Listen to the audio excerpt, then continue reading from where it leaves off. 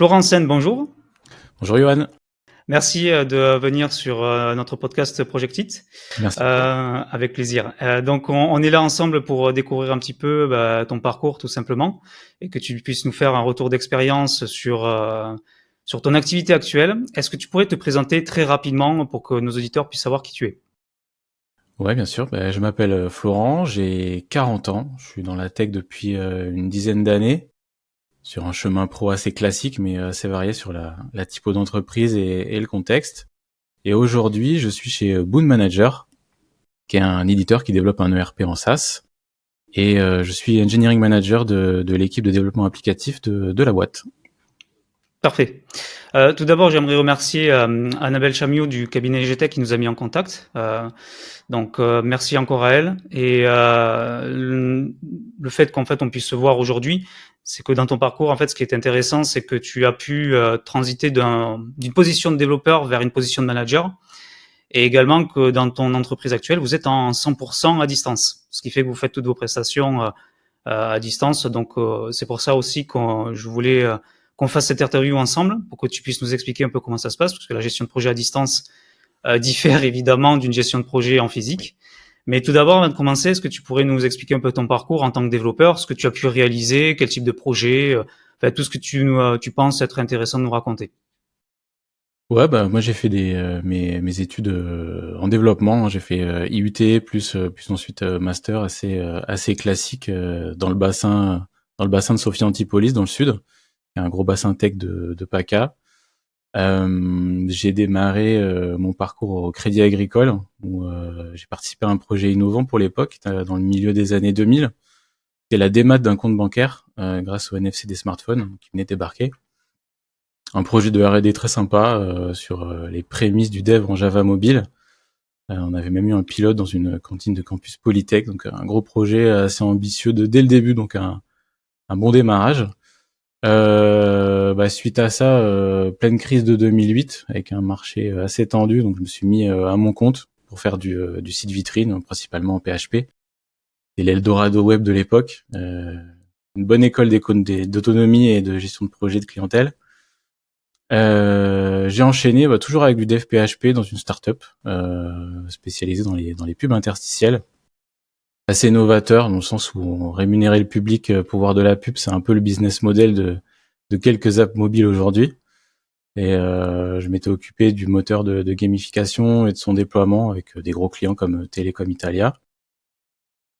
Ensuite, je suis resté assez longtemps, plusieurs années dans une grosse ESN S2I, très connue en France, où j'ai pu partir en mission chez quelques clients, notamment Air France, sur le paramétrage du système de booking. J'ai été DB à Oracle, j'ai été développeur, j'étais responsable applicatif, passé par pas mal de morceaux de la chaîne. Et on était au début de l'adoption de l'agilité dans les grosses structures, et à quoi elle est un peu moins de 10 ans. C'était un peu appliqué à la lettre, parce qu'à l'époque, on considère un peu le manifeste de Scrum comme une science exacte. Et ouais, après fort de tout ça, j'ai eu un déclic sur un mélange de plein d'éléments, que ce soit l'agilité ou la gestion qui m'intéressait pas mal. J'ai senti que le côté dev pur, au contraire, de moins en moins. Et voilà, j'ai eu des expériences un peu malheureuses avec quelques managers, une petite dose de bon sens, une résistance à la pression, 2-3 réflexes sur l'anticipation et les risques. Je me suis dit bon, il est temps de switcher et passer du côté obscur. Du coup, je me suis formé, je me suis certifié et puis voilà, je cherchais une boîte en fait qui me ferait confiance, qui ferait confiance à un junior pour faire de la gestion de projet pur. Et voilà, j'ai pu trouver une startup, une boîte SaaS qui faisait de la marque grise sur toutes les apps mobiles de France des réseaux de transport en commun, typiquement via Navigo, pour pas les citer. Et voilà, ça a été très très formateur. Je suis passé par plein de postes aussi au cours de l'évolution dans cette boîte-là. J'ai été CSM pour des grands comptes publics à plusieurs millions d'euros. On m'a confié une équipe de dev sur la thématique du mobility as a service. Ça s'est bien passé. Cette équipe a été transformée en département que j'ai dirigé. Puis on a sorti pas mal de projets pour la RATP, pour du privé, pour la BNP aussi. Puis voilà, le département a beaucoup scale. Avec les problématiques qui vont avec. Voilà, c'est là aussi à ce moment-là que j'ai compris que la partie management était ultra importante, que j'avais entre 10 et 15 personnes à gérer en direct. Voilà, je chapeautais aussi l'activité des autres managers. On a dû mettre en place l'agilité justement pour passer du V au Scrum, qui est pas vraiment une mince affaire. Voilà, c'est là que tu te rends compte aussi que la mise en place des process et des outils, c'est rien par rapport à la conduite du changement. Voilà, ça signifiait aplanir pas mal de choses, avoir un mindset DevOps typiquement pour coller au contexte à ce moment-là, avec un socle applicatif commun pour des clients différents, du TDD, de l'amélioration continue qui est une constante de partout si on veut que ça marche. Et voilà, prendre en compte des métriques comme la vélocité et le mindset. Voilà, ce qui était important, c'était l'accompagnement des équipes à ce moment-là, comprendre les résistances. J'ai enchaîné avec une autre ESN, Meritis, qui est aussi pas mal connue en France, avec quelques agences, pour une structure de développement au forfait qui venait de créer pour piloter leur software factory. Des missions assez similaires à mon poste précédent, avec une dimension particulière sur le côté appel d'offres et puis la variété des sujets fonctionnels qu'on a abordés. Et puis voilà, aujourd'hui depuis 1 an chez Bound, voilà, qui conçoit cette ERP pour les ESL, les SS2I, les cabinets de conseil, avec bientôt 2000 clients, on l'espère assez rapidement. On est utilisé par Aztec, par exemple. Et voilà, je suis arrivé en tant que responsable des experts techniques. Entre-temps, la société s'est restructurée, un fonds d'investissement est arrivé, un directeur général. Et puis voilà, depuis la rentrée, on m'a confié ce poste d'engineering manager. Et voilà, aujourd'hui, mon activité tourne principalement autour du management et du pilotage. D'accord. Alors, juste une petite précision, tu parlais du fait d'être certifié. Quelle certification tu as passé en gestion de projet? J'ai du Prince 2. La version classique, je sais qu'il y a une Prince 2 Agile. J'ai pas pu la faire celle-là, j'ai pas pu voir quels étaient les avantages de ça. Donc j'ai du Prince 2 et j'ai du PSM et PSPO. À l'époque, comme on était en plein dans ce boom-là, ça m'a paru intéressant d'avoir les deux casquettes, comme ce sont des rôles qui sont parfois mal compris et qui s'entremêlent beaucoup selon comment t'appliques cette méthode-là. Donc je me suis certifié sur ces 3 points-là. D'accord. Les premiers niveaux seulement ou t'as passé le niveau dessus? Les premiers niveaux, les autres niveaux sont arrivés après et je me suis pas mis dans les autres niveaux parce que l'expérience faisant, je me suis rendu compte que t'appliquer la méthodologie au mieux par rapport à ton contexte. Après, c'est vrai que je suis pas allé plus loin dans les autres niveaux. D'accord. Ok. Ce qui est intéressant dans ton parcours, donc on en parlait un petit peu en off, c'est de voir en fait cette transition que tu as faite de passer en fait développeur vers du management. Est-ce que tu peux nous expliquer la perception que tu avais des choses à l'époque en tant que développeur, en essayant de te repositionner dans le contexte, bon, très à fond peut-être dans la technique, avec une vision en hauteur qui était peut-être défaillante à ce moment-là. Et maintenant, si tu dois faire on va dire l'analyse au travers de ton expérience tout simplement de ce qui te manquait à l'époque, est-ce que tu pourrais nous expliquer finalement comment tu voyais les choses à ce moment-là quand tu étais développeur et maintenant comment tu vois les choses?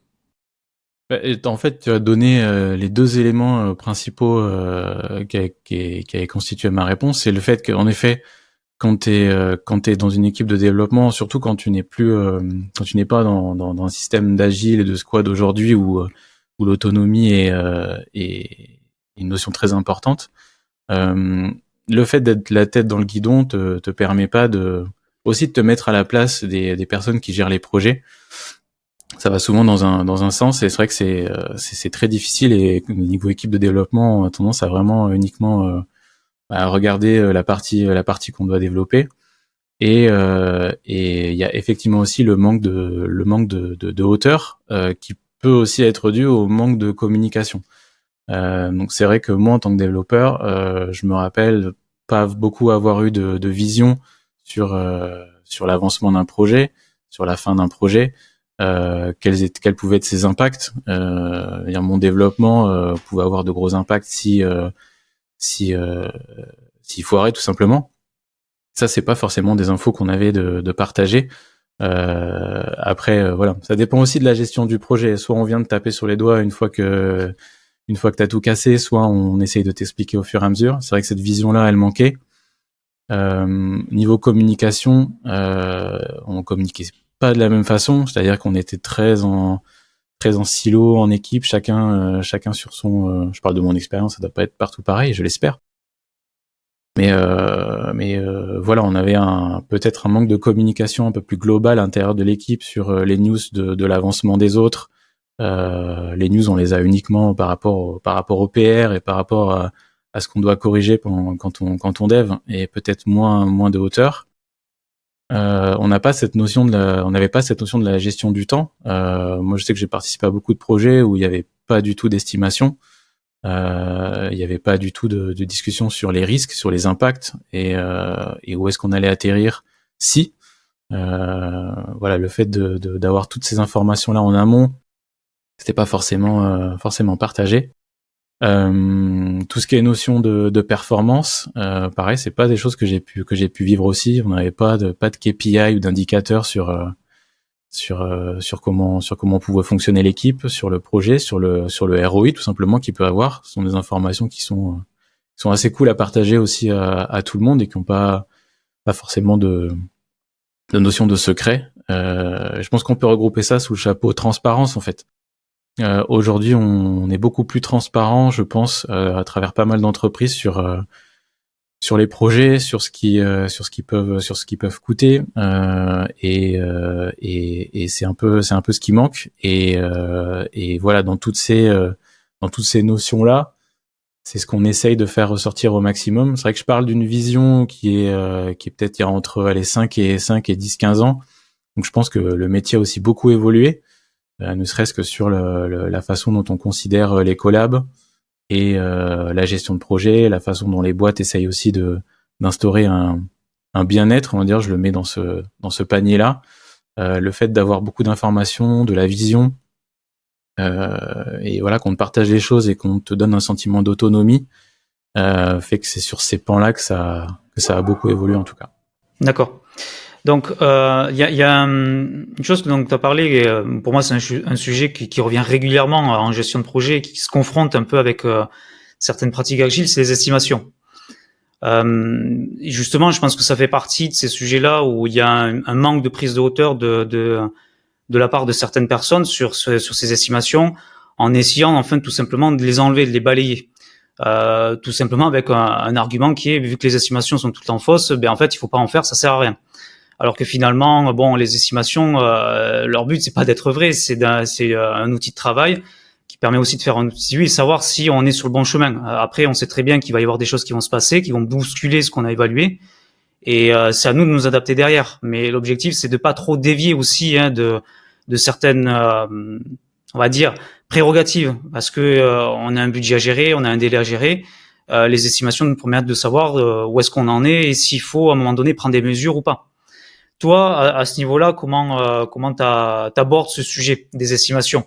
Est-ce que pour toi, bon, avant tu t'en fichais, aujourd'hui c'est quelque chose qui est vital, mais évidemment avec parcimonie, il faut pas faire n'importe quoi avec les estimations, ou alors tu estimes aujourd'hui que finalement, même en qualité de manager, en faisant de la gestion de projet, finalement c'est pas le cœur de ton sujet? Les estimations, c'est un sujet qui est un peu touchy, dans le sens où l'évolution qu'a eu le chiffrage des projets. Alors, comme tu l'as dit, la majorité des chiffrages sont faux, malheureusement. T'as 70% des projets informatiques qui échouent, pas forcément que à cause de ça, mais beaucoup à cause de ça et de la fuite de budget tout simplement d'un projet qui se perd et qui ne s'arrête pas à temps. Donc j'ai vécu le no estimate. On est bien d'accord que c'est un peu problématique dans le sens où même en tant que développeur, tu sais pas vraiment où tu vas.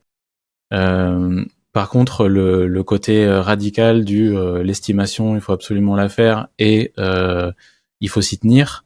Ça pour moi c'est aussi une mauvaise chose. Alors je pense que ça va être un sujet central, mais le compromis, c'est un peu le point central de notre taf aussi. Là, nous, ce qu'on fait actuellement, c'est qu'on passe sur des estimations en termes de complexité, comme ça a pu être aussi transité pour la méthode agile. Donc, on fonctionne pas en temps. Après, notre complexité, on sait très bien qu'une complexité très simple va prendre moins de temps qu'une complexité beaucoup plus haute.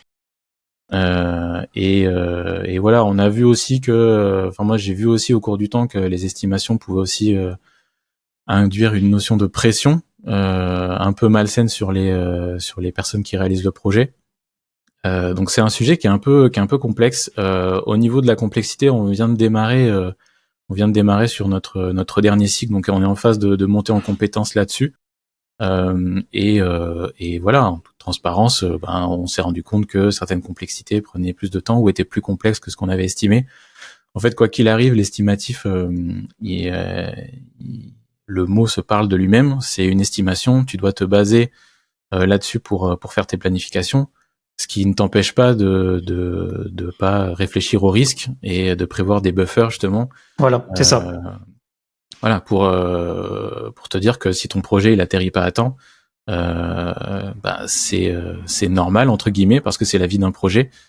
Si tous les projets, enfin moi j'ai dans ma carrière j'ai qu'un seul projet qui est arrivé en avance, c'est tout. Et à temps non et en retard oui. Donc voilà, c'est une question de communication et de transparence et de suivi au jour le jour. Quand je dis au jour le jour, c'est pas forcément du flicage par jour, mais voilà, il faut qu'on ait des indicateurs, il faut qu'on puisse suivre où est-ce qu'on en est justement pour pouvoir rectifier si besoin, réadapter une backlog et voilà. Donc côté estimation et chiffrage, on est d'accord, c'est très important parce que ça permet aussi la planification et tu es obligé de fonctionner comme ça. Après, que ce soit du temps, que ce soit de la complexité ou même peut-être d'autres méthodes qui vont émerger, c'est toujours pareil, il faut s'adapter au contexte. Si le temps met une pression sur les gens qui font des mauvaises estimations parce que ils ont pas envie qu'on leur dise ce sera trop long, c'est déjà qu'on est dans un mauvais flow quoi. Donc ouais, c'est un sujet adaptatif mais assez compliqué. Oui, et pourtant c'est ultra important pour le client parce que lui il a des objectifs à atteindre. Et souvent, en fait, quand ils déclenchent un projet, c'est parce qu'ils ont une vision qui est à long terme, certes, mais qui va passer par peut-être plusieurs projets successifs ou qui vont être déclenchés en parallèle et qui permettront en fait d'avoir cet objectif-là à la fin. Mais pour que ça se passe bien, ils sont obligés tout simplement de bien répartir le budget ou bien de faire en sorte qu'un projet arrive avant un autre, etc. Et pour ça, les estimations sont nécessaires pour essayer de calibrer une sorte de roadmap, tout simplement. Mais oui, en fait, c'est comme tu disais. Il faut avoir en fait un certain équilibre. Je pense que c'est exactement ça. Quand tu fais ton estimation, tu dois pouvoir dire bon, on a une vue qui est globale, ça nous permet d'anticiper les risques, ça nous permet de voir à peu près comment les tâches peuvent être réparties, qui fait quoi, etc.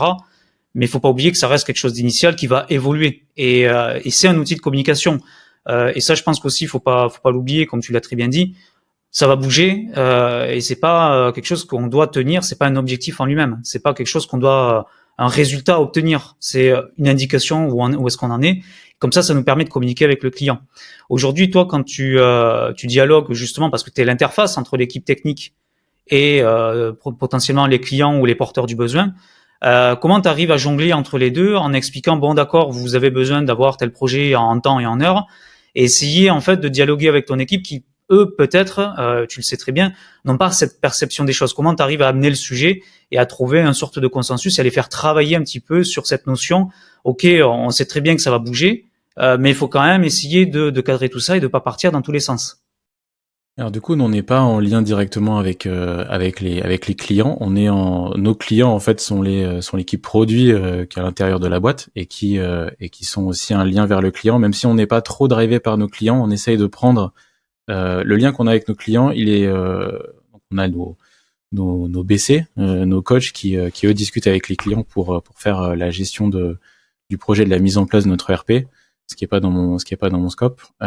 Et côté produit, eux, ils vont récupérer beaucoup de besoins clients, beaucoup plus qu'avant, justement par rapport à leur utilisation et les features qu'ils aimeraient bien voir réalisées. On n'a pas de notion de date. On a une roadmap qui est publique. Donc, dans un sens, on s'engage sur ce qu'on doit livrer. Et c'est aussi pour ça qu'on a mis en place notre méthodo ShapeUp, justement pour avoir des cycles qui sont cadencés et pour pouvoir communiquer là-dessus, pour avoir plus de transparence avec nos clients. Après voilà, ça reste de la communication sur ce qu'on aimerait faire et ce qu'on aimerait déployer. Si je dois faire un parallèle par rapport à ce que tu disais juste avant, quand j'étais CSM, la com c'est central et il y a beaucoup d'informations qui ne circulent pas et qui sont pas partagées avec le client et on se retrouve souvent dans une situation où par manque de transparence, tu vas annoncer à ton client juste avant que le projet s'arrête qu'il est en retard. Et c'est là que beaucoup de soucis dans les entreprises se déclenchent. Et alors que si tu avais fait cette communication de bout en bout, ce serait ou pas arrivé ou ça aurait été mieux accepté.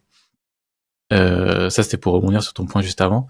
Et pour répondre à ta question, ce qu'on fait justement pour qu'il y ait beaucoup plus de prise en compte de tous les éléments d'un projet avec tous les équipiers, que ce soit les développeurs ou l'équipe QA qui est à côté, ou justement les PO et nos tech leads, c'est que cette méthode ShapeUp nous a fait réfléchir à un système de squad où chaque équipe, chaque squad est en charge d'un scope fonctionnel et elle est mise au courant dès le début, voire même en amont de ce qui va être fait.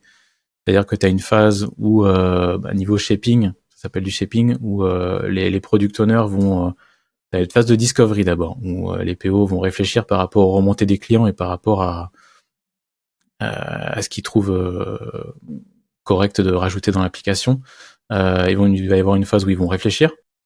Et dans une phase de shaping qui suivra, où t'as un tech lead qui va réfléchir pendant une grosse semaine avec le PO par rapport au parcours auquel il a pensé. Il va réfléchir à ça. Et il va pouvoir remonter les risques techniques en amont du démarrage et réfléchir à la solution avec le PO. Ça c'est un premier pan. Et ensuite au démarrage, t'as un kick-off du cycle de développement, donc qui est usuellement de 6 semaines et qui correspond au développement d'une feature. T'as un kick-off avec tout le monde. Alors le kick-off c'est pas une invention de ShapeUp, hein, on faisait déjà des kick-offs avant.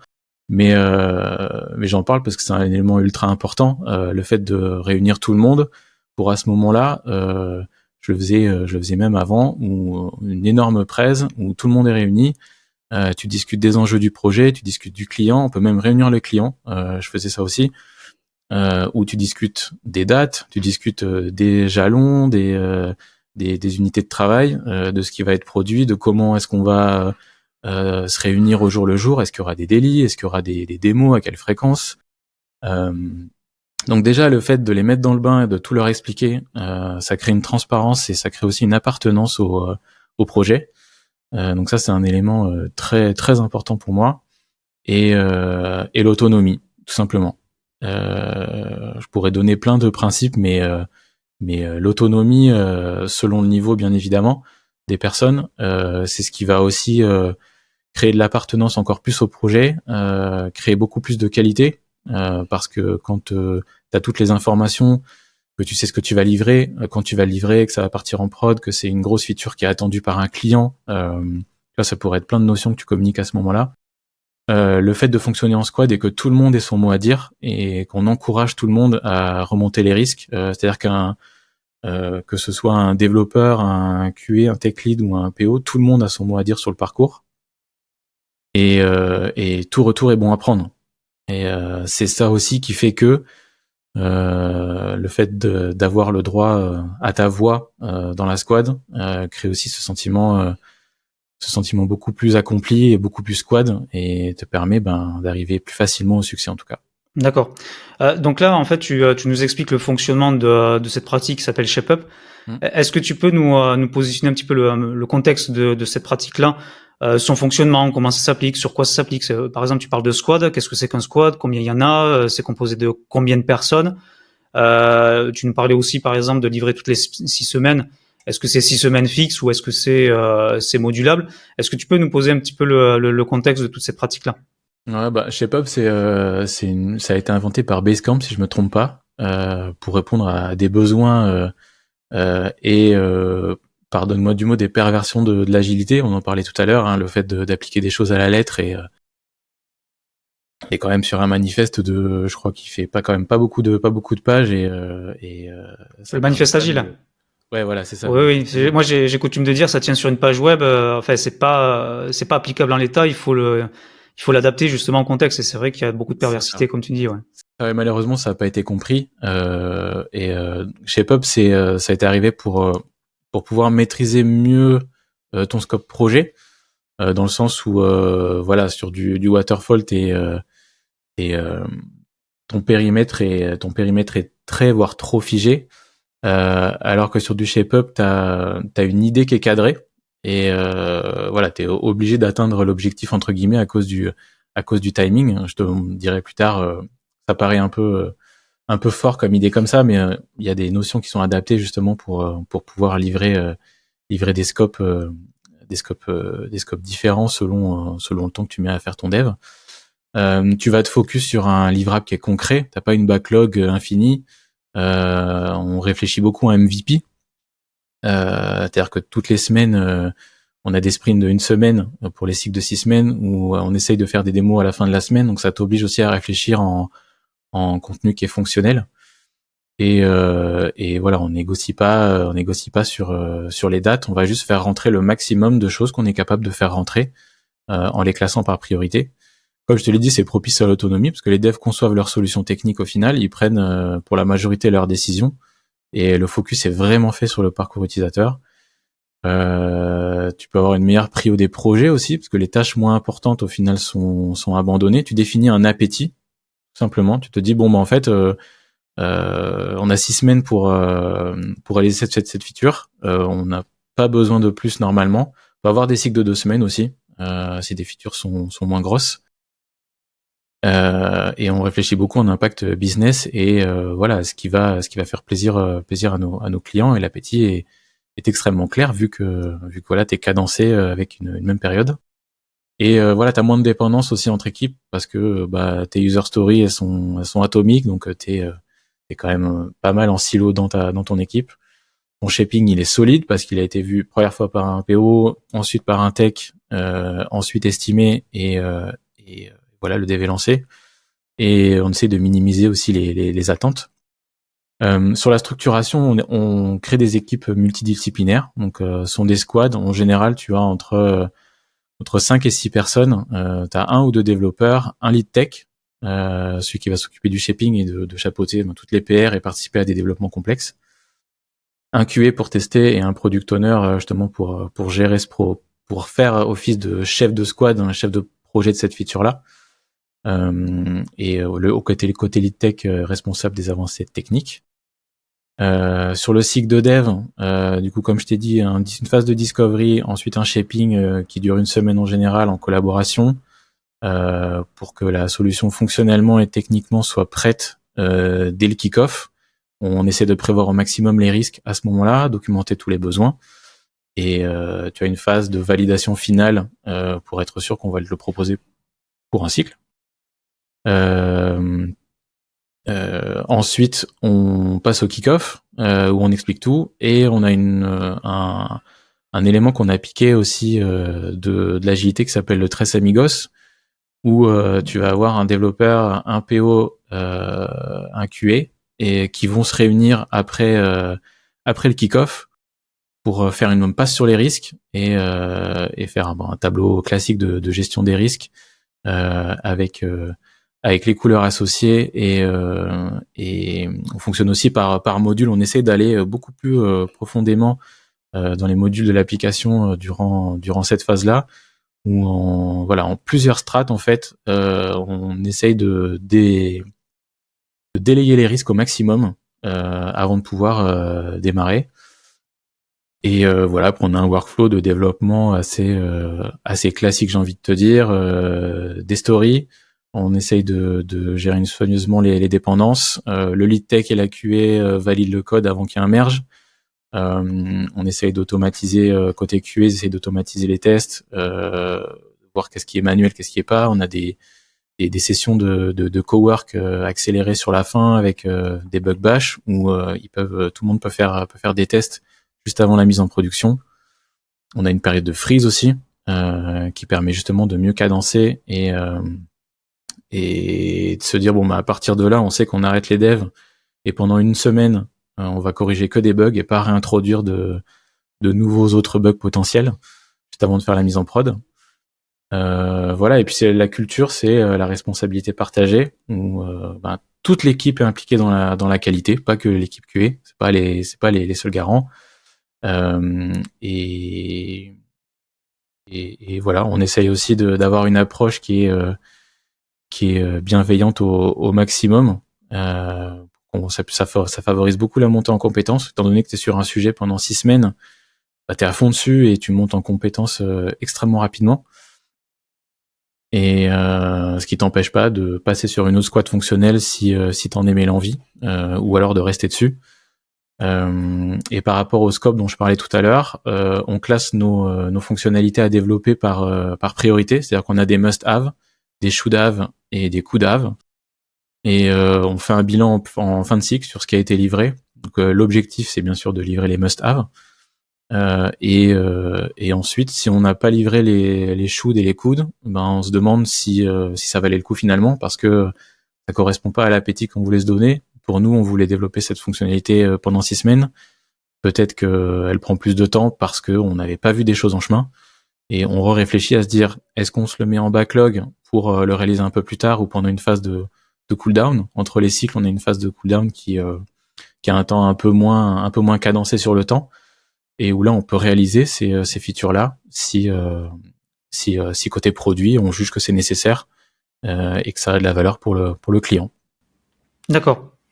Comment ça se passe pour la partie budget? Parce que il y a une cadence en fait on va dire de 6 semaines. Vous revoyez le budget entre les différents cycles de développement, comment il est évalué ou comment il est attribué?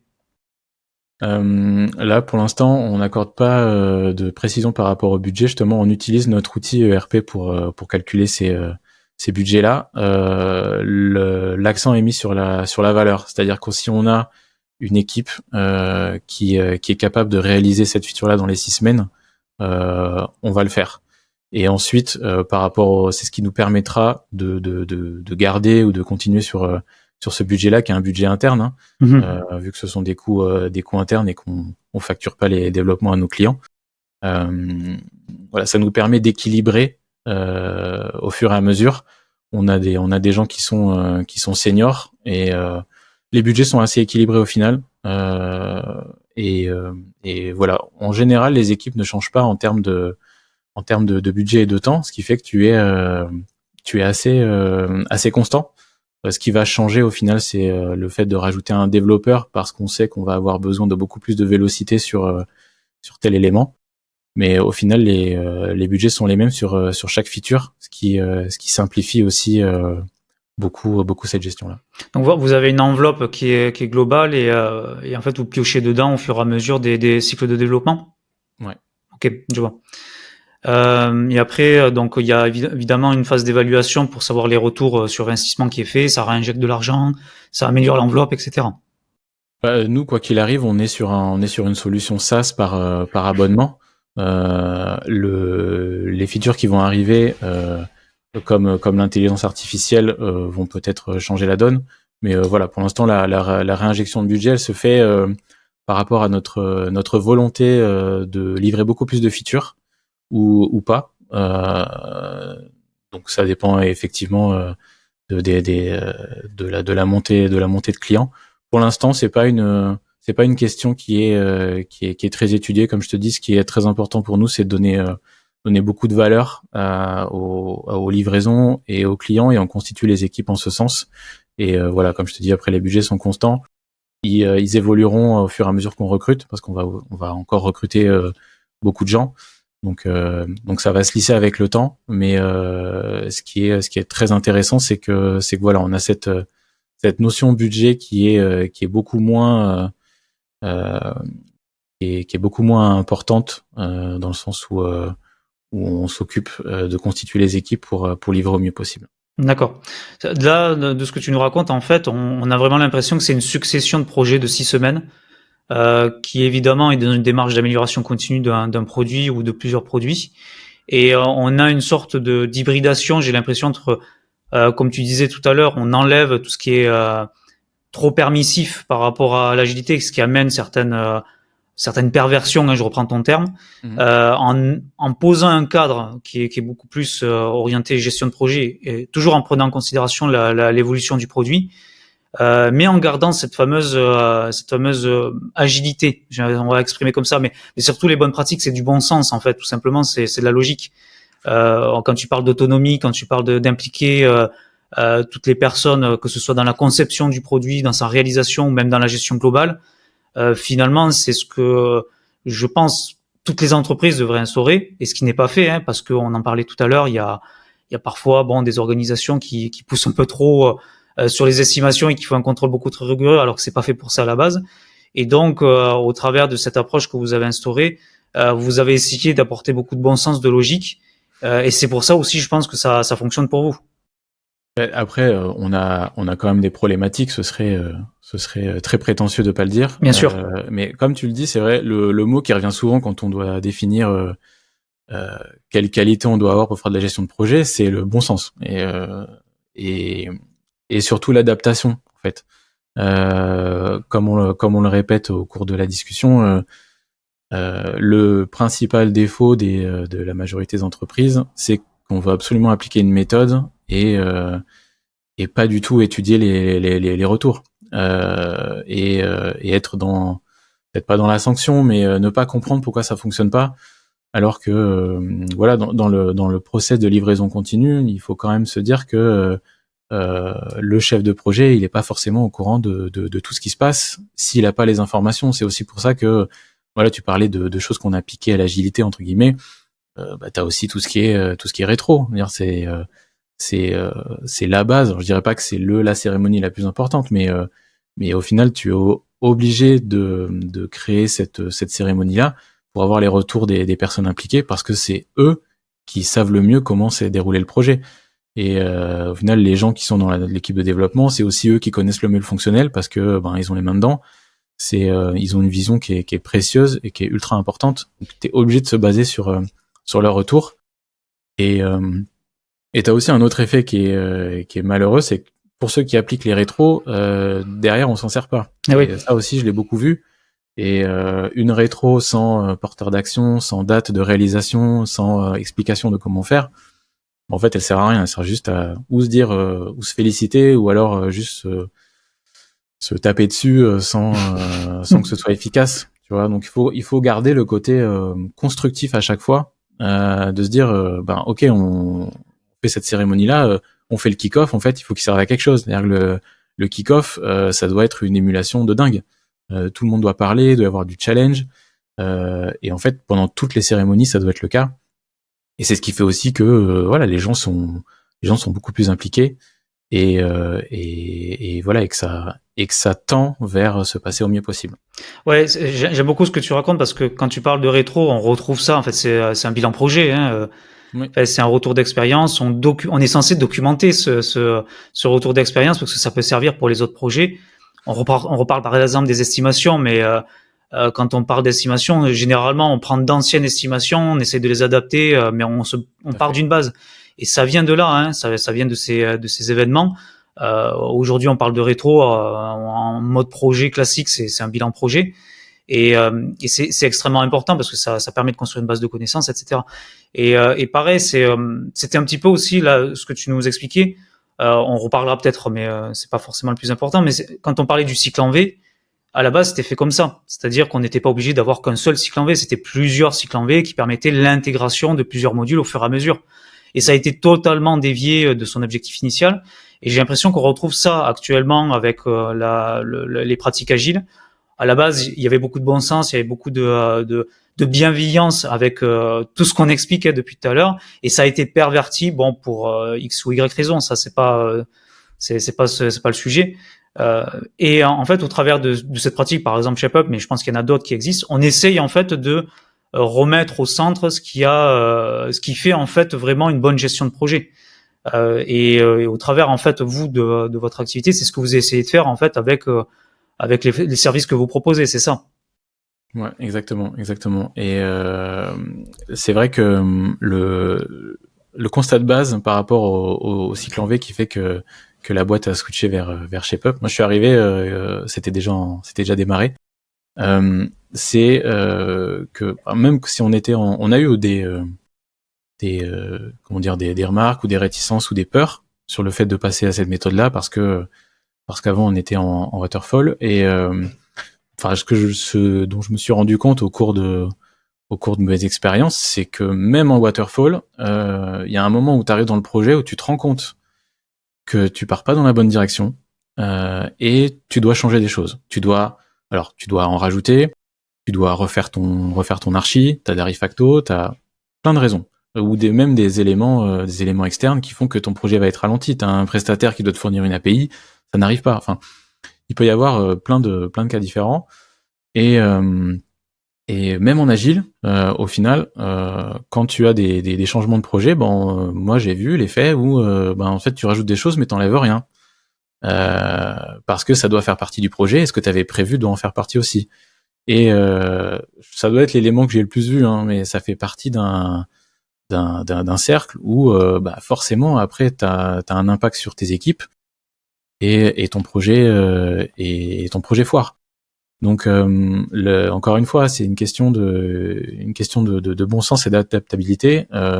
Quand tu te rends compte que ton projet dérive, il faut que tu t'adaptes. Il faut pas juste que tu rajoutes cette nouvelle tâche en te disant que tu dois enlever rien du reste et que c'est comme ça et que il faut finir à la date.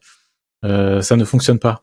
Ça ne fonctionne pas. Si tu t'adaptes pas aux événements de ton projet, ça ne peut pas marcher. Et tu parlais des estimations. Oui, il faut se baser sur le passé. Et la documentation, c'est la partie la plus complexe, hein, côté dans la tech, parce que ça prend beaucoup de temps, mais ça reste ultra important. Et apprendre des expériences passées, ça fait partie aussi de ce qui doit être fait avant de lancer tout projet. Parler des estimations, si tu fonctionnes en ABAC, c'est tes ABAC que tu dois adapter, pas tes estimations, parce que tu estimes que ta complexité elle est liée à des critères qui sont bons. Tu changes ta complexité, tu rechiffres, tu gardes pas. Tu gardes pas, tu gardes pas ce dictionnaire toute ta vie, mais oui, le dictionnaire ne change pas, donc l'exemple n'est pas bon. Mais ta base de référence, elle doit évoluer parce que le contexte évolue et la gestion de projet évolue, la tech évolue, beaucoup de choses. Donc faut pas rester figé et ça reste dans l'esprit de cette méthode-là. Et puis voilà, agile, c'est très bien, comme tu le dis. Il y a eu des dérives parce qu'on savait pas l'utiliser. Et c'est une boîte à outils en fait. Il faut piocher dedans sur ce qui peut le mieux s'adapter à ton contexte et qui va te faire avancer et bien utiliser ces outils qui servent à quelque chose. Ouais, et c'est important ce que tu dis. Déjà, il y a quelque chose que tu as souligné qui est important dans l'amélioration continue. C'est pas juste de rajouter. L'amélioration continue, c'est aussi enlever ce qui ne sert à rien et qui n'apporte pas de valeur. Le but, ça reste de construire un produit qui réponde aux besoins. Si jamais à un moment donné il y a quelque chose qui fonctionne mal ou qui fonctionne pas ou qui est pas utile, on l'enlève et ça fait partie de l'amélioration continue. Donc c'est pas juste une succession de on livre des fonctionnalités et ça construit un système et on est content. Non, c'est pas comme ça qu'on conçoit un produit. Ouais, et malheureusement, ouais, c'est une dérive qu'on a beaucoup. C'est on fait de l'amélioration continue, mais en fait on construit une usine à gaz. Et c'est pas comme ça qu'on fait un produit.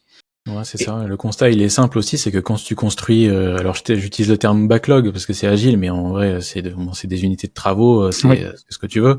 Quand tu l'as construit, si ton projet, il arrive, tu fais ton rétro-planning, il arrive à la date pile et qu'il y a que des tâches ultra importantes et qui sont estimées au couteau, bon, il y a quand même un risque énorme que ça n'arrive pas. Peut-être que tout va bien se passer, mais il y a un risque qu'il faut prendre en compte. Donc ça aussi, c'était toutes les périodes de freeze et le temps pour vérifier la qualité et fixer des bugs s'il y en a. C'est des choses qui étaient peu prises en compte, je trouve, il y a quelques années. Et voilà, l'agilité entre guillemets a résolu le problème en rajoutant une qualité au fil de l'eau et des vérifications au fil de l'eau avec les démos et avec des testeurs dans les équipes. Mais voilà, c'est vrai qu'avant, ça fait partie aussi des pains. Oui, totalement. Ouais. Mais c'est aussi, je pense, une conséquence des mauvaises compréhensions des pratiques, que ce soit actuelles ou anciennes. Parce que comme on disait, que ce soit Scrum ou d'autres pratiques comme ça reste des cadres qu'on adapte. Et c'était déjà le cas avant également. Quand on parle de waterfall ou de cycle en V, c'est des modèles. Et en fait, c'est des modèles qu'il faut adapter en fonction de ton contexte. Et tu prends la page Wikipédia avec le schéma du V, tu l'appliques pas comme ça dans ton entreprise, c'est pas logique. t'es obligé en fait de te poser des questions. Ok, on peut partir sur cette base-là parce que ça nous correspond, mais derrière, qu'est-ce qu'on en fait? Il faut mettre qui dedans? Il faut comment on fonctionne? Qui fait quoi? Comment on s'organise? Est-ce qu'on fait un seul V ou est-ce qu'on fait plusieurs cycles en V? C'est typiquement le genre de question qui aussi est la responsabilité d'un manager de projet. C'est de placer l'organisation. Et la question que je vais te poser, c'est pour qu'on puisse basculer sur le sujet. On parle beaucoup de pratiques, de méthodes, etc. On a parlé de shape-up, mais vous avez quand même une différence, c'est que vous êtes totalement à distance. Et comment vous vous organisez? Parce que on a coutume de dire, ben voilà, un projet, normalement, on réunit les gens dans un même espace et on discute tous ensemble. Et finalement, on a du mal à percevoir comment on peut s'organiser quand on n'est pas dans la même pièce. Et pourtant, bon, moi, je suis là pour aussi le prouver, c'est que c'est possible de faire un projet à 100% à distance. Mais moi, je suis très curieux de savoir comment vous vous organisez à distance pour organiser vos projets et dialoguer ou travailler avec vos clients. Alors effectivement, on est en plein débat sur le retour arrière du full remote, notamment chez pas mal de boîtes. Donc la question elle est de circonstance. En fait, le full remote dans la boîte, c'est depuis le départ, c'est-à-dire qu'il y a même pas de bureau, il y a jamais eu de bureau. Les deux fondateurs étaient à deux endroits différents en France et ils pouvaient pas faire autrement. Ils ont eu cette idée-là et donc ils se sont lancés. Et ils se sont rendus compte que ça fonctionnait bien. Et après, voilà, au fur et à mesure des recrutements, ils ont recruté au fur et à mesure. Alors c'est un vaste sujet quand même. Déjà le full remote, c'est pas facile pour tout le monde. C'est-à-dire qu'en fait, t'as des personnes qui ne peuvent pas bosser en full remote. Donc déjà il y a ça. C'est-à-dire que donc t'as un premier step au recrutement où on s'assure que les conditions de la société du full remote sont bien comprises et acceptées par les personnes qu'on recrute. On recrute aussi beaucoup par rapport au mindset. On a besoin de gens qui sont bien dans leur peau, qui sont dynamiques, qui sont créatifs. Donc c'est ce premier point recrutement qui est très important. Ça me permet d'envoyer un peu de love à tout le monde dans la boîte, donc j'en profite. Et voilà, c'est vraiment aussi un mode d'entreprise, le full remote. C'est-à-dire que moi, je n'ai rien contre le présentiel. Le full remote, là, il s'adapte beaucoup à la façon dont je vis. Mais tu peux pas te dire d'un coup que tu vas faire du full remote et pas mettre les outils qui sont derrière. Ah oui. Ce qu'on a beaucoup vu. Et c'est pour ça, pour moi, que le retour arrière est en train de se faire. C'est parce qu'on n'a pas mis en place les outils qui étaient nécessaires pour que ça fonctionne bien. Donc ça doit pas être un caprice d'entreprise. Après, pour faire plaisir aux employés, je sais que beaucoup de personnes choisissent leur jour de full remote. Tu vois, typiquement, j'ai des doutes sur le fait que l'hybride puisse fonctionner. Je sais pas si tu as déjà fait une conf avec des gens à distance plus des gens en présentiel. C'est l'enfer. Oui, juste pour le petit retour d'expérience, moi je fais quand même pas mal de jury dans le domaine de la formation et ça m'arrive de faire l'hybride, c'est-à-dire moi je suis à distance et les autres sont en présentiel. Moi je le fais pas plus d'une journée parce que c'est pas possible. En fait, tu peux en fait t'adapter sur le moment comme on disait, mais tu peux pas en fait faire ça sur le long terme, c'est infaisable. Donc oui, je te confirme. Pour moi, je vois mal en fait comment l'hybride peut s'installer. Parce qu'en fait tu désynchronises en fait les équipes. Il y a une personne qui est là physiquement, qui est pas là, et puis c'est inversement. Enfin, c'est pour moi c'est pas faisable. Après je te laisse continuer ton. Non, mais t'as entièrement raison. Et moi j'ai vécu surtout des gens, une équipe en présentiel et une équipe à distance. Alors les gens se coupent la parole, il y a du bruit dans tous les sens. Donc Ouais. bon, bref. Si l'hybride est, pour moi je dirais qu'il peut marcher si tout le monde est calé sur le même rythme. Mais bon, c'est quand même trop difficile d'imposer aux gens leur jour de télétravail. Voilà, la vision que j'ai, c'est que ça peut marcher que comme ça. Après, sur comment on arrive à fonctionner, premier point, c'est la com. Au final, on se rend compte qu'il y a beaucoup plus de communication que si on était au bureau, la tête sur notre écran. On a des outils comme Zoom et Slack sur laquelle on passe beaucoup de temps. Donc Slack, je pense que tout le monde connaît, hein, et des canaux de discussion qui sont spécifiques au projet. On a des automatisations qui tournent et qui nous envoient des notifications sur des builds dans Slack, sur les flux de travail. Typiquement, quand là on a mis ça en place pour nos PR et pour nos spécifications. Donc quand quelqu'un fait une analyse sur une user story, il la rajoute dans un flux de travail Slack qui envoie une notification à la personne qui est censée la review. Donc ça fluidifie quand même pas mal ça. On partage très fréquemment la vision court et moyen terme des projets et de la boîte, c'est-à-dire que tous les mois t'as une plénière en visio qui donne toutes les informations de la boîte sur le CA, où on en est, les projets, on a des démos, donc on montre beaucoup de choses.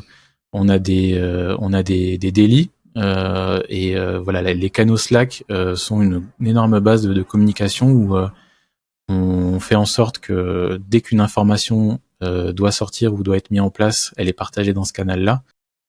On fait énormément de comptes rendus, toutes ces réunions-là, c'est-à-dire que tous les délits débouchent par un hill chart ou un compte rendu de ce qui s'est passé et des actions à faire. Et pareil, tu vois, on a Slack, on utilise les canvas Slack pour que chacun puisse voir les tâches qui sont en cours et les tâches qu'il a à faire. Donc on trace beaucoup. Tout le monde allume sa caméra. Alors je vais peut-être enfoncer des portes ouvertes, hein, mais tu vois, quand t'es à distance ou en télétravail avec des personnes de ton entreprise, bon, t'en as certains qui l'allument pas ou quoi, mais voilà, enfin le full remote, c'est comme je te disais, c'est un mode de vie, un mode de travail. C'est-à-dire que c'est vraiment comme si on était au bureau, quoi. Ouais. Quand on a besoin de discuter d'un sujet ou quand il y a un conflit, c'est visio obligatoire. On est à distance, mais on va pas fonctionner à l'écrit. Et voilà, ça dépend beaucoup des profils. Il y a une discipline qui est liée à ça, hein, forcément. Tu dois avoir une bonne hygiène de vie, tu dois bien t'organiser. L'accent est mis dans les personnes qui sont dans le management et dans les personnes qu'on recrute sur de la bienveillance. Je parle pas du mot galvaudé qui est placardé sur pas mal d'entreprises et qui en fait veut juste dire je te dis pas quand ça va pas. La bienveillance, c'est quand tu parles aux gens de manière transparente sur ce qui va pas, mais de la bonne façon. Beaucoup de positivité et de proactivité, c'est-à-dire qu'on va vraiment insister sur les petits succès, même sur les gros, et communiquer là-dessus. Et voilà, on demande aux gens d'être proactifs. Voilà, après nos réunions, ce sont pas des lieux d'expression hors contexte. Voilà, on privilégie des coffee break en visio. Après, on parle 2 secondes, quelques minutes en début de réunion de sujets un peu plus légers. Mais nos délits durent pas une demi-heure ou ne doivent pas durer une demi-heure sur des sujets qui vont dans tous les sens. On essaie justement de rendre efficaces toutes ces réunions-là pour qu'elles aient des sujets, des ordres du jour et des comptes rendus. Et voilà, le full remote, c'est aussi une culture d'entreprise. Donc on a plein de rituels. On a des cafés pour les nouveaux, on a des cafés random où au hasard les gens vont se rencontrer pour discuter. T'as de la méditation, t'as une séance de goûter aussi où on prend son goûter pendant qu'on fait un petit jeu le mercredi après-midi. Il y a du sport. Voilà, on a un canal global pour toute la boîte où toutes les communications passent. On a des séminaires où on se réunit quand même. C'est quand même agréable de se voir tous. Donc ça permet aussi de ressouder les liens. Et puis il y a les rituels d'équipe pour Squad avec tout ce qui est kick-off, weekly, daily, les démos et le coworking. Le coworking, c'est comme au bureau, quoi. Tu vois, c'est en fait c'est pas parce que t'es connecté sur déjà c'est optionnel et c'est pas parce que t'es connecté sur l'espace de coworking que tu vas discuter toute l'après-midi, tu vois. C'est vraiment comme au bureau où tout le monde est présent et justement si t'as besoin d'aide ou que t'as une remarque sur un élément du code ou une news qui vient d'arriver, ça te permet aussi de la partager. Et voilà, donc ça implique après côté management des éléments assez importants qui sont de fixer un cadre, d'être full disponible. Je m'assure d'être vraiment dispo à tout moment dès qu'il y a un besoin. Des one-to-one toutes les semaines avec les gens que je manage pour être sûr pour assurer un suivi, être sûr que tout va bien. Et ensuite on s'adapte. C'est selon les équipes et les jalons, ça peut être des points de suivi hebdo, bi-hebdo, journalier. Ce qui est très important, c'est d'impliquer les gens, que tu puisses véhiculer la confiance que tu leur accordes et beaucoup de feedback basé sur les faits, avoir des objectifs et voilà, et j'en ai parlé, vraiment récompensé et félicité sur là-dessus. Ça, c'est sur les notions. Et après, les outils, je t'en ai parlé. Il y a du Zoom et du Slack. Il y a Jira qui peut être une usine à gaz si on l'utilise mal. On utilise beaucoup de vues plans, des boards par squad, des répartitions en sprint. Les tâches sont claires. On a des workflows qui sont assez bien cadrés, d'un ticket de la spec à la livraison. Voilà, donc utiliser les bons outils. Je sais qu'un outil n'est pas censé être ton objectif premier pour un projet, mais si tu utilises les bons outils, ça t'aide beaucoup. Surtout que maintenant, ça peut avoir beaucoup d'impact. Notamment, j'arrête pas de parler Slack. Je vais demander des royalties, mais c'est vrai qu'ils offrent quand même pas mal de choses sympas pour la coopération entre les équipes et voilà, qu'est-ce qu'on a d'autre comme outil? On utilise beaucoup les boards de communication avec les équipes directement, donc les hill charts et tous les charts possibles pour montrer l'avancement. On utilise Product Board aussi, qui est en lien avec Jira et qui permet de donner une visibilité client. On a parlé tout à l'heure sur les prochains chantiers. Et voilà, donc le full remote, c'est un succès quand même depuis 15 ans chez Boot Manager. Il faut tout simplement mettre les moyens de l'appliquer correctement. D'accord. Vous recrutez actuellement? Ouais, on recrute actuellement, ouais. Ok, ça vous fait un petit peu plus, si certains veulent postuler. Venez. Voilà. Bon, parfait. On arrive doucement sur la fin de l'interview. Donc, on a quand même vu un petit peu la vision que toi tu as dans un futur assez proche des choses, puisque vous êtes impliqué sur une démarche vraiment 100% remote et apparemment vous allez continuer vers cette voie-là. Est-ce que, alors une question comme ça, parce que c'est vrai que c'est tendance et ça fait c'est toujours intéressant de le savoir. Est-ce que par rapport à l'IA, vous avez déjà incorporé certains outils ou vous avez une perspective sur l'utilisation de certains outils qui pourraient vous être utiles dans votre activité? L'IA, on l'utilise. Alors déjà, on a donc notre outil a une marketplace qui avec des partenaires qui permettent de, en gros, rajouter des fonctionnalités à notre RP. Et l'IA est déjà intégrée dans l'outil pour nos clients, notamment par rapport au parsing de CV typiquement. Ça c'est un point. On est nous-mêmes en train d'accélérer sur le développement de l'IA, justement par rapport au profil et à une meilleure utilisation de nos outils, à être beaucoup plus proactif dans ce qu'on propose aux clients. Et après, de notre côté, on l'utilise typiquement, tu vois, pour ne pas le citer, on a ChatGPT pour lequel on utilise en interne. On est en train de travailler là-dessus pour que notre chatbot pour répondre aux clients en live sur leurs questions puisse être déployé. Et même en interne, en ChatGPT, en utilisant notre documentation et en l'orientant bien correctement, on est capable aussi de plus facilement aller creuser dans des aspects techniques et des aspects de documentation un peu plus fonctionnels. Je te cache pas que nous on a des enjeux aussi RGPD, donc on fait très attention. On peut pas utiliser l'IA n'importe comment, donc on l'utilise avec parcimonie. On essaye d'avoir le plus possible la main mise sur les informations de nos clients. Donc on l'intègre au fur et à mesure et ça va s'accélérer en 2025, c'est sûr. Ok, parfait. Très bien. Pour terminer, est-ce que tu as peut-être un sujet que tu aimerais aborder de manière spécifique? Écoute, je sais pas, on a parlé de beaucoup d'éléments. Si on peut retirer pas mal de choses de ça, c'est que par rapport à la gestion de projet, prioriser la clarté et la collaboration, voilà, bien investir dans le cadrage, donner une chance à ce développement cyclique et puis implémenter un cadre bien spécifique. Je pense que vos équipes vous en seront reconnaissantes. Côté management, de favoriser l'humain et l'autonomie. Sujet de la bienveillance est très important. Responsabiliser les gens, avoir une culture de la qualité et voilà, bien mettre l'accent sur la communication et puis voilà, niveau culture d'entreprise aussi très important, avoir une vision alignée, encourager la montée en compétences et promouvoir la reconnaissance. Parfait. Bon. Mais Florent, merci beaucoup pour ta participation. Merci à toi, Yoann, pour l'invitation. Avec plaisir, et j'espère qu'on pourra se retrouver dans quelques années pour voir un petit peu l'évolution de ta carrière et celle de Bond Manager. Avec plaisir. Merci. Merci.